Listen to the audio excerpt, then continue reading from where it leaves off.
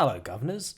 It's now the new year, and I thought I would bring you all a brand new series. With 2025 bringing in more content for Pokemon, I thought I would give you all a new thing.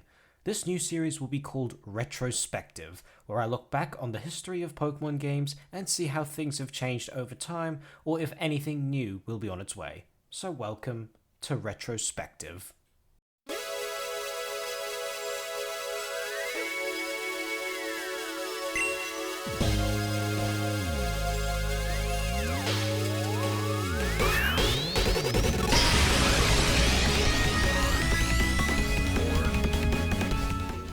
Now that it's 2025, we are getting closer to the release of Pokemon Legends ZA, and since this game will be taking place in Kalos, I wanted to look back on the region as a whole. Considering the only games that involved the region before was X and Y, let's take a dive down memory lane and look back on how the Kalos region was presented and the possibilities on what's to come.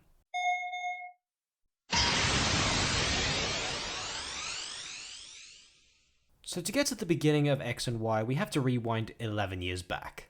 Yes, the game was released that long ago. I know, we are getting old. So it's 2013 and X and Y had a huge thing going on since it was the first ever main series Pokemon game that was in 3D. So it was obvious that many had high expectations after the undeserved dislike of Gen 5. Now that it's the 12th of October, Pokemon X and Y are now released and... yeah, things weren't as good as they thought.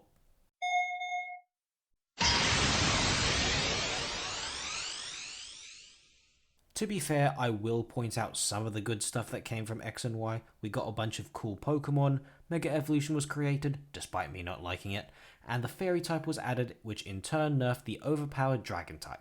However, the good doesn't always outshine the bad. There were many problems with this generation of Pokemon. Firstly, the game was just too easy. I played this game way later in my life and I ended up turning off the EXP share after the third gym. Hell, a lot of the gym leaders didn't even have full movesets. Not only that, there were so many things missing from the game. Half of Coumarine City, the train station, the Kalos power plant, and the Ghost Girl. Okay, maybe not that last one since not even Junichi Masuda knew about that either. So the game felt a lot more unfinished than Diamond and Pearl. Also, guess how many new Pokemon were added? 100? Nope. 85? Getting closer. 72? Correct, the least number of Pokemon added to a main series game. Not only that, they really did Zygarde dirty, didn't give it much of a story or interesting lore. Because of this, people made jokes about how poorly made Gen 6 was, leaving Kalos as a mockery of a region. Until now.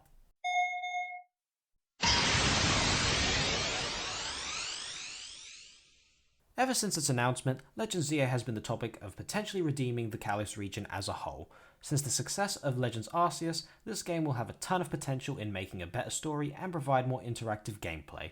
While there isn't much info on what will be done, there are many hopes. Maybe buff or nerf some Mega Evolutions while adding new ones. I know a lot of people want Flygon to have one. How about some new forms for pre-existing Pokemon? Give us an opportunity to use AZ's Floette and allow us to transfer to either Scarlet and Violet or in the next generation. And of course, giving us a well-put story that has both difficulty, multiple side quests, and a band of new characters that will be more memorable than most of Team Flare. Maybe they might give us something about that Ghost Girl. Who knows? Will Legends ZA get rid of the poor image that Kalos has as a disappointing region and finally redeem it? I think so. But let me know what you guys think. I'm just one person, and hearing other people's say and thoughts would be interesting. Leave a comment on your hopes for Legends ZA, and I will see you next time. Cheerio, everyone.